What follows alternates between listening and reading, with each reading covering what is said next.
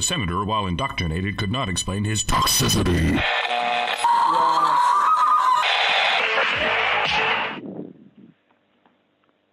Hello, everybody, and welcome to Honey Badger Radio. I'm going to dispense with the lengthy introduction. My name is Brian, and I'm here with a very special guest, MP Philip Davies. Is that how you say it? Like, we're American. We don't have all the titles done right. Is it? That's pretty good. Okay. So Philip Davies, you're an MP with the Conservative Party, and you're a pretty interesting character, so we thought we had to get you on. And I see that we have a lot of activity in the chat, despite the fact that it's pretty early in the morning over here in the U.S. So first off, I guess, thank you so much for coming on the show, Philip. No, it's a pleasure. Thank you for having me. All right. Well, I wanted to also, let's just get right into this. So you're a bit of a special case in the Conservative Party, I think, because you're the only person that I've seen that advocates for essentially real equality. And I guess the first thing I want to know is what got you interested in politics? Oh, blimey! Well, I was brought up. I was brought up to be interested in politics by my mum and dad. Really, they were very political. So it was compulsory in my household to be interested in politics. It was probably compulsory to be a conservative, to be honest. I can't ever remember choosing a political party. I was sort of brought up to be a conservative, and I used to always help out at elections from a very young age, and so it was just something that I was brought up naturally to be interested in. Yeah. So did you take go to any take like political science or anything in university, or out of curiosity? I did. I studied history and politics at university. So largely because I was so interested in it. And, so yes, it's always been something I've been interested in. Okay, and this isn't something I wrote down, but I'm interested anyway because I've been talking about this a lot with my wife. What does conservative mean to you? What does that mean for people who might be? Well, the Conservative Party really is a belief in individual freedom, that people should be free to make their own decisions, take responsibility for their own decisions, be free to spend as much of their own money that they earn as possible without the state taking it off them and deciding things for them. And I guess it's best summed up by saying that a conservative believes that if it's not necessary to change, then it's necessary not to change. And that really, I suppose, ultimately sums up the philosophy of a conservative. Oh, so if it's not necessary to change, then it's necessary not to change. Oh, I like exactly. That. So what made you, speaking of something that's I think a little bit of a pretty progressive idea, actually, what made you want to advocate for the issues facing men and boys in Parliament? Well, I don't really see that it is particularly progressive or reactionary or anything, really. It just seems to me to be something of common sense that, I just believe that everybody should be treated equally, irrespective of their sex, their religion, their race, their sexuality, anything. Not all of these things should be completely irrelevant. We should see people as people and not try and pigeonhole them into some kind of group or have this kind of identity politics that we seem to have now.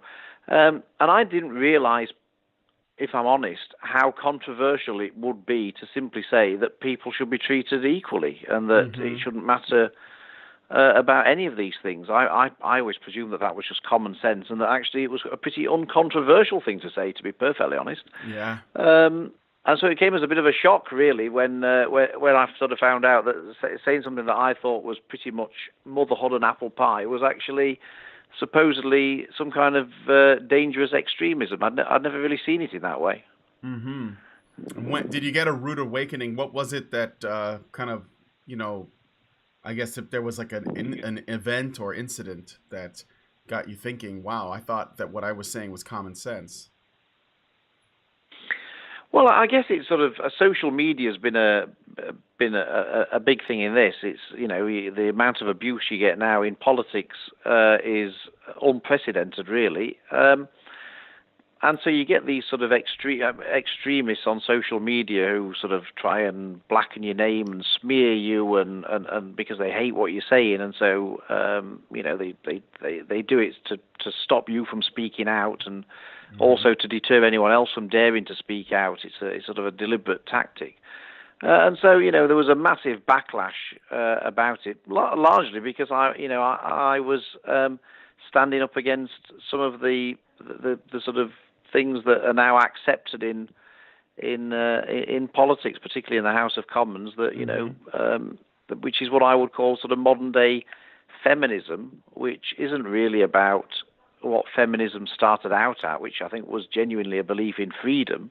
It's now become a belief that women should be treated more advantageously than men, and I didn't quite realise how sort of dogged and determined those people who advocate that really are in pursuing their agenda. But I certainly know now. Yeah, they're burying their claws now. I guess social media, like you said, it sort of exposes the truth about people in a lot of ways. And so when you started doing this, I guess we've already covered this. You get a lot of resistance, but not just from radicals, on social media or activist types, but do you get a lot of resistance within Parliament as well? Oh yeah, very much so. Yeah, absolutely, definitely. Yeah, and I guess why do you think that is? Well, because I think, frankly, the one thing that most politicians lack is courage. And so they see all the custard pies that are thrown at me, and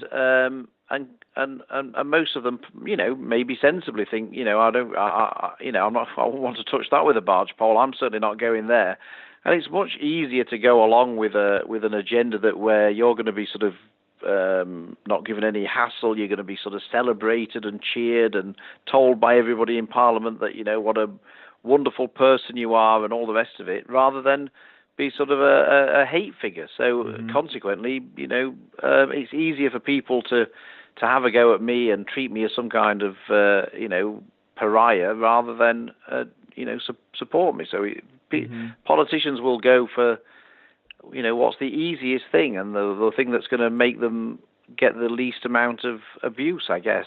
And so that's really it. It's amazing how many MPs will tell me in private that they agree with me, but wouldn't dare say so publicly because they know what the backlash would be. Yeah, I was just going to ask you about that. If you have a lot more, I guess, civil conversations behind closed doors or in private. So they do support you, but they're kind of afraid to speak out when you're speaking out. Well, somebody has to take that lead, right? Show them a lead by example, I guess. So I want to go over something that is very exciting, and this is a quote that from a recent debate that you had in Westminster Hall. It was in November of 2018. I'm not going to quote the whole thing because it was, quite lengthy, but you said, quote, "I also want to touch on male circumcision, male genital mutilation. According to a barrister's opinion, carrying out circumcision on males when there is no need or no medical need, non-therapeutic circumcision, is a crime under the Offenses Against the Person Act of 1861, being at least actual bodily harm, if not grievous bodily harm." You later went on to say, quote, "It would require a parliamentary override for male circumcision to be legal, and that has never existed." So, first off, I want to applaud you for making that argument. I think that's great. If there's one issue, that we have with that, the boys have that is unique to them, because, it's circumcision. So this should be the least, I guess, contestable position. So first off, How did you come across this information? Secondly, how well, like, did it go over very well? Like, what was the reaction to that? Well, it's something that I've been, made aware of, and obviously I wanted to look into it, and it was, really, what I was saying again, I don't actually see that it's particularly controversial. What I've said seems to me to be a point of fact rather than anything else. And the barrister's opinion again seems to me simply to be a statement of a fact that it is clearly an offence, and that you see, I'm an MP. I believe in Parliament. I believe in parliamentary democracy, and the rule of law. And really, if there's one thing that I think that the UK is famous for, and that people look up to it for, is a belief in the rule of law. Mm-hmm.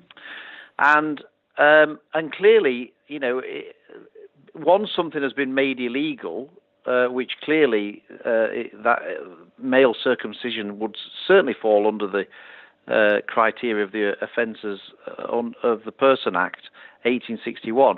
It could then only be made legal if a specific act of Parliament was passed to exclude it from that previous act.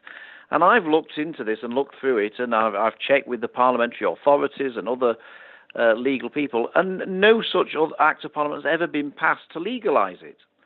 And so it's perfectly reasonable for people to say, well, I think male circumcision for religious reasons and whatever should be lawful. It's a perfectly respectable position to hold if people want to hold that, and that's fine. But if they want it to be legal, they've got to then make sure it's passed through an act of Parliament to make it legal. And if people were to do that, well, that would be fine. They would have gone through the proper process. It would have been democratically approved by the House of Commons and by the House of Lords. It would have been passed as a proper piece of legislation by Parliament to specifically allow it. That has never happened.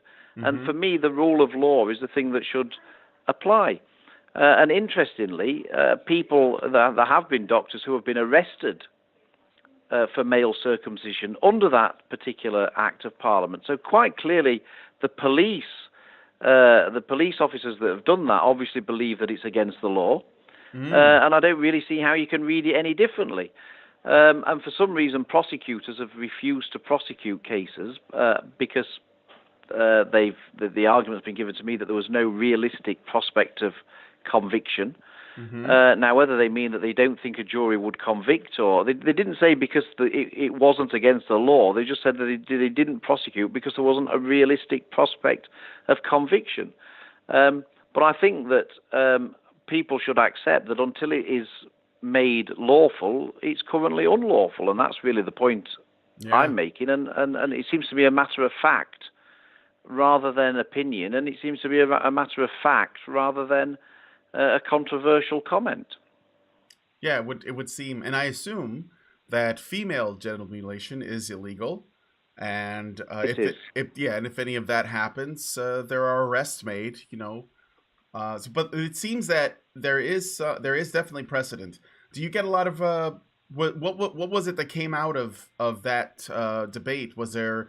Do you think that there's going to be any sort of progress made there, or what the fallout has been? It's been a few months, so I don't know how fast things happen in Parliament, but things don't happen very fast in Parliament at all, which people might say is either a good thing or a bad thing. It depends on your perspective. But I've had the minister who was responding to the debate has written to me since, claiming that as far as she's concerned, male circumcision isn't illegal. I really can't see how she can make that assertion, but she has. And I've met with the Equality and Human Rights Commission in the UK, who's in effect they're a statutory body whose job is to sort of deal with matters of equality and human rights, and they're not persuaded that it's illegal either, and nor do they consider it a priority for them to look into. So I'm afraid we're not really making much headway, but nobody's yet been able to point to any particular piece of legislation which explicitly makes this legal. And until they do, I will keep pointing out that, as far as I'm concerned, it is illegal. All right. I just want to say something really quickly to the people that are watching. If you have any questions for Mr. Davies, send us a super chat, and I will pass it along. Okay, so once again, I want to thank you. We got about 15 minutes, and then I think that'll be the end of the show. So it won't be a long one, guys. So if you want to send any questions, do it now. Okay, so there was something else. Oh, right. So what are the issues, and they don't have to necessarily be men's issues, but I'm just curious in general. What are the issues that you are most concerned with right now? What tends to take up the most space in your head in terms of like what's going on with with the UK? Well, by far the thing that's exercising me more than anything else is a little thing in the UK called Brexit, which I'm sure you're all aware of. I've heard a little bit about to try this. and extricate ourselves from the clutches and the shackles of the European Union. Which is something that I've been working for ever since I entered Parliament 14 years ago. And unfortunately, despite the public in a referendum voting to leave the EU, most MPs want to stay and are trying to frustrate and overturn the result of the referendum. And so the thing that takes up nearly all of my time is trying to make sure that we deliver on the result of the referendum and finally leave the European Union. So frankly, that's the thing that I spend most of my time on. Oh, and what does this involve? Are you just trying to convince the other MPs to go, or is it a lot more complicated than that? Yeah, it's pretty complicated. It's trying to persuade the government to do the right thing and to try and persuade other MPs to do the right thing. And it's very, very hard work. So, I mean, it's getting on for 3 years since the public voted in a referendum to leave the EU, and we're still in, and we still haven't got a date for leaving it. We did have a date, which was the 29th of March, but that is almost certainly now going to be put back. Things are very, very uncertain, and that is the biggest issue facing the country for many, many years, and it's certainly the biggest issue that exercises me. And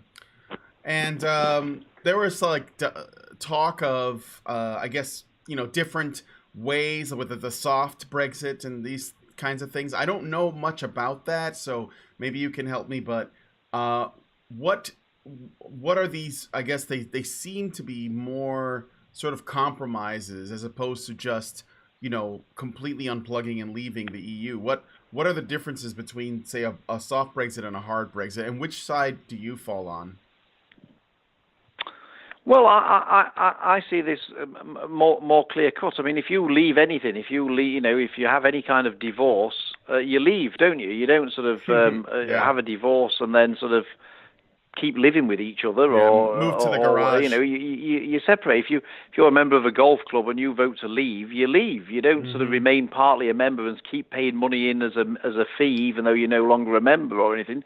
You leave. I mean, it's not actually very difficult. I mean, there's two parts to this. One is leaving, and then the second part is our future relationship together. So it seems to me the leaving bit is the easy bit. You just leave, and then after you've left, you then negotiate what your future relationship will be, a trading relationship, and what have you. So it seems that just MPs just don't want to follow the instruction of the British people to leave, and that's really where we've got a problem. This idea of a hard Brexit and a soft Brexit were terms invented after the vote. There was no discussion of them during the referendum. During the referendum, everyone accepted it was either you fully leave or you fully stay in. We all accepted that was the rules. Once we voted to leave, those people who wanted to remain changed the rules to say, oh, well, actually now it's a different question. It's a question, do you want a hard Brexit or a soft Brexit? Well, there's no such thing as a soft Brexit. There's either Brexit or no Brexit. Yeah. It's like being pregnant. You're either pregnant or you're not pregnant. You can't be sort of half pregnant or whatever. And soft pregnant. Yeah. So it's very, very frustrating. And basically what it is politicians out of tune with the public. I don't know whether the same thing applies in your country or not, but we've got politicians completely out of tune with public opinion who are in effect trying to frustrate and overturn a democratic vote. And it's very, very frustrating. And it will do long-term damage, I think, to our reputation as a democracy if it's allowed to happen.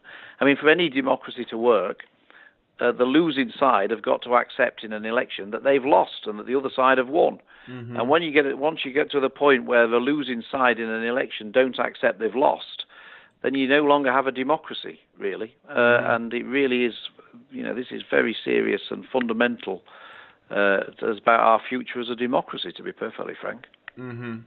Well, we in the United States don't know anything about people that can't accept losing an election. I don't know what you're talking about, but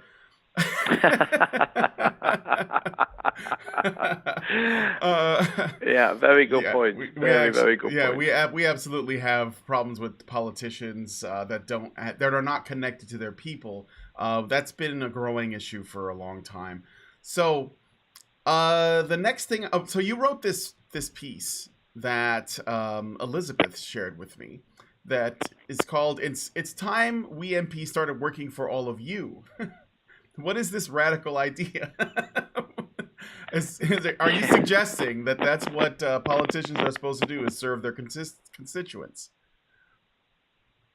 Yeah, well, I'm sure they do, but the problem is that I honestly cannot think of one issue, certainly one big issue, where the majority of MPs in the House of Commons in the UK is in tune with public opinion on that particular issue. I literally can't think of one. And it's really, really serious. It's quite staggering, actually, how out of tune MPs are with the opinions of the public. And it may well be partly London is like a different country to the rest of the UK. And because Parliament's based in London, and there's a bubble in London, and there's a bubble in Parliament. And it seems that for some reason MPs are completely out of tune with the rest of the country. And I don't know whether that's the same in Washington, where there's a Washington bubble, and I just think people need to get out more, really, and actually speak to some real people rather than just sort of speaking in an echo chamber and mixing in a group of people who aren't actually in tune with the public at large. It's really worrying. I mean, I believe in democracy. I believe in Parliament, and I've always been proud to be a member of the House of Commons. But I genuinely despair, and I think that there will be a backlash from the public if we don't get our house in order. Yeah, absolutely. And yes, we have the exact same problem here. The people who live in the big cities, the politicians, the governors and senators and so on, they're not connected to the regular, hardworking, blue-collar folks that make up the vast majority of Americans, and it does create a disconnect. It does create a disconnect because it's like two different worlds. And unfortunately, there's only one that's getting visibility. It'd be nice if you took all of it into consideration, but a lot of times they don't see it, so that is what happens. So, all right, there was I just sort of quoted an article that was a couple of articles that were positive about you.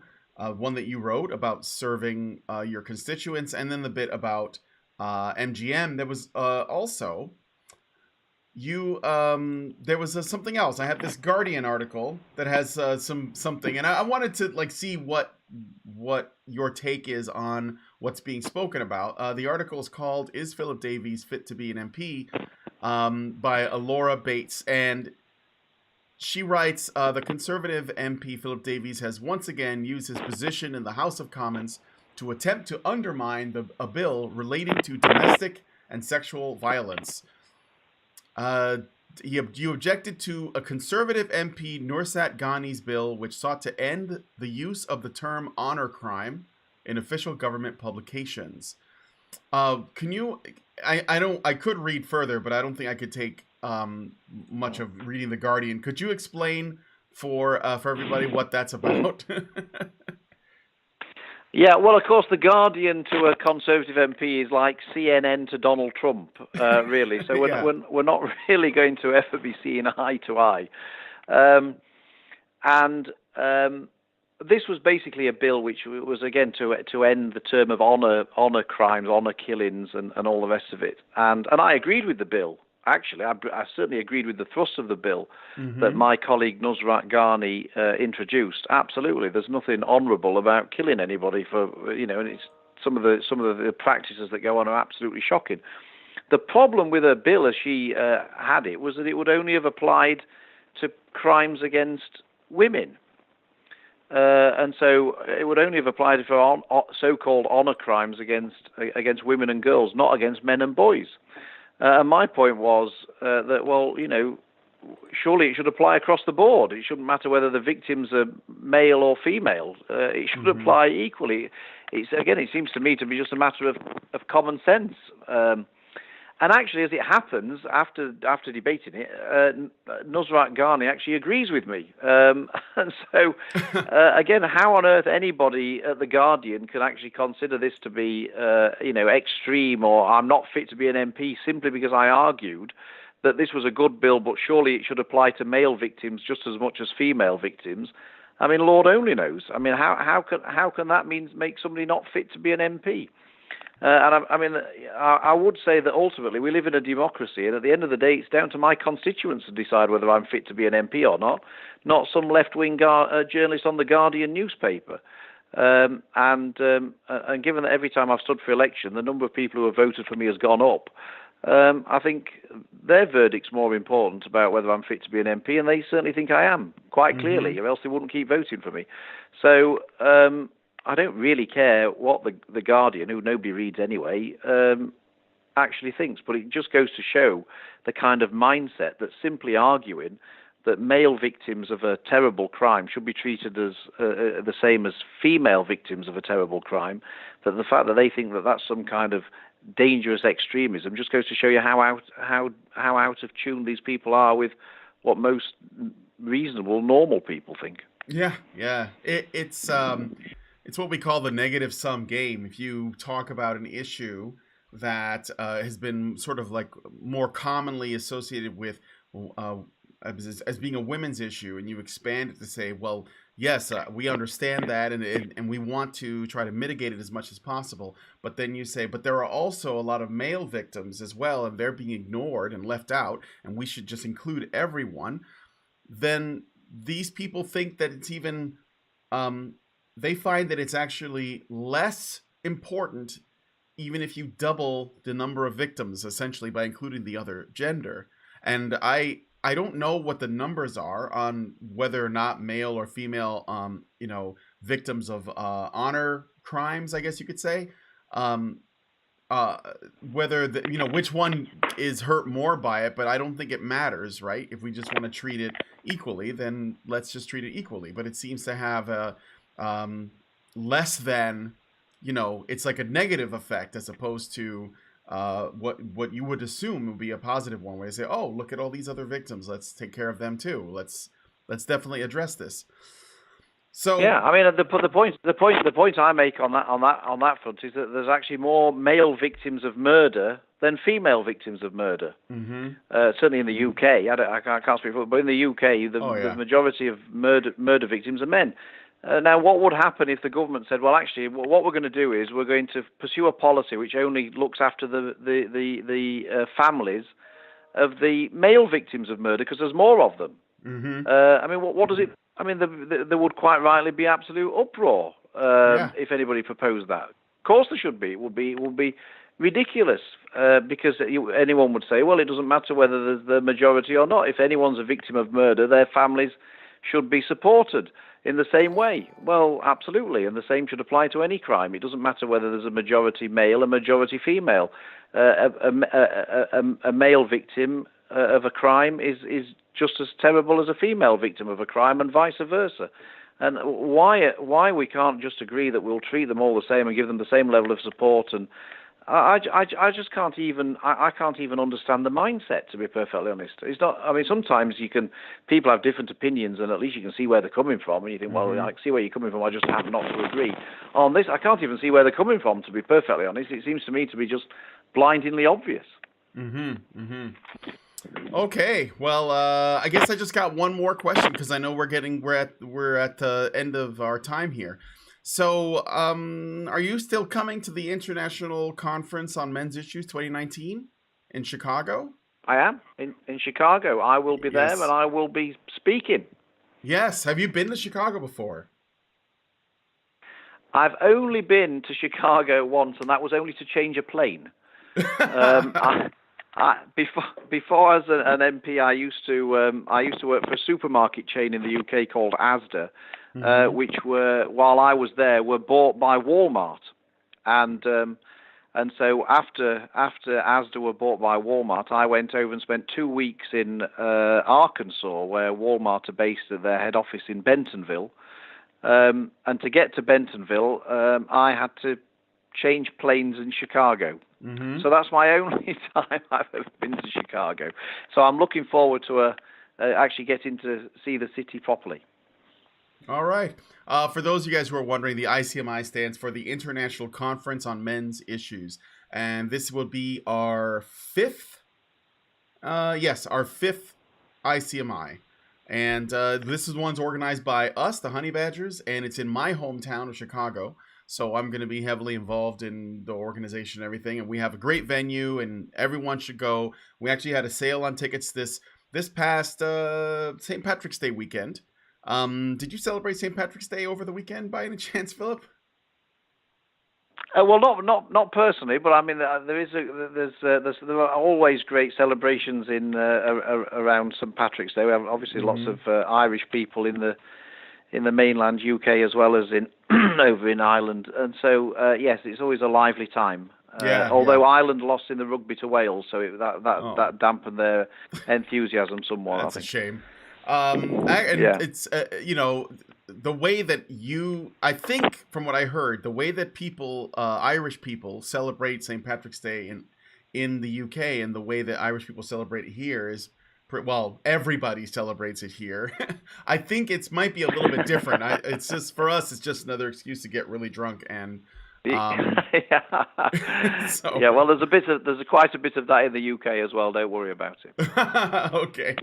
Well, I want to thank you, Philip, to come out. What were you going to be talking about at the International Conference on Men's Issues? Do you have something in mind? I haven't decided yet. I don't know. I haven't decided yet. But all right. I've got to deliver Brexit. I've got to deliver Brexit first. Yeah, do that. Save the UK, and then I want to thank you for doing all the work that you do. I hope that it does take one person's courage to inspire others. So hopefully you'll get you keep working on your colleagues in Parliament, and maybe they'll start to stand up and speak out in favor of men's issues. And also you got to get that Brexit thing going, because I personally believe that Brexit is also in many ways a men's issue.